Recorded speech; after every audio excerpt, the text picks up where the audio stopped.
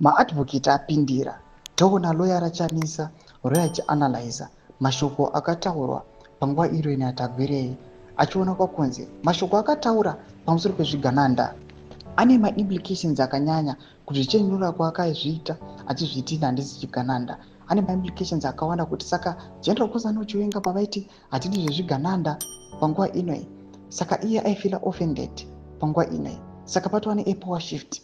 Vachikwarika pana pachitsanangurwa aiwanana tavane mupofu zvinozvikona kunzi aiwa these guys naChiwenga hazvisi kukenerana. Ndombo subscribe or like on the bell kuti ndapenda tavane mufamba nechiposta aiwa General Kozani Chiwenga pamwe chete naTagwire udanyura chiti I cannot decide what to make of Tagwire's decision to parade his friends while he's proudly calling them Zvigananda.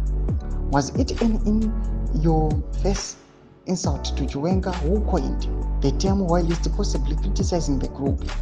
Was it Tagwire forcing the words down the Fiat General's throat? Sakamchata says style. Does this signal a power shift within ZANU-PF or just a moment of unchecked arrogance with consequences? Mashoko arikuda panguva ine zvonzi aiwa tiona Tagwire achiuya nechain achiparade mafriends ake in front of the citizens, students amakaona aya panguva inoi achizvichenura achizviti aiwa handisi chigananda.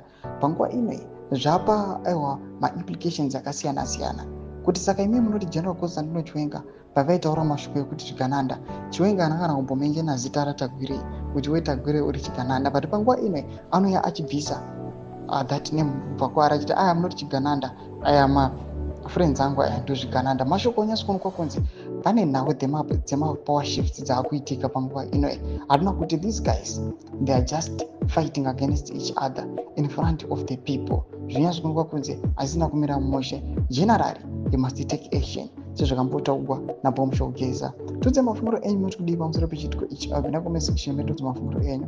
Subscribe or like, turn on the bell icon.